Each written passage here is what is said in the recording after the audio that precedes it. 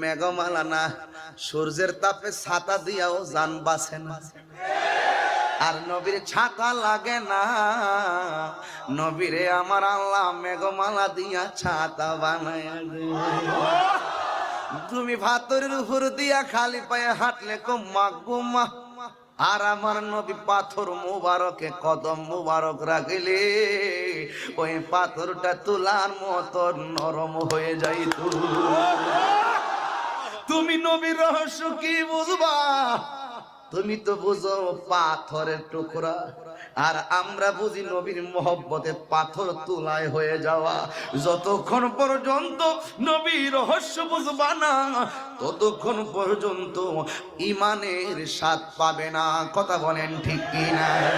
ইয়া রাসূলুল্লাহ, ইয়া হাবিবাল্লাহ, ইয়া রাসূল,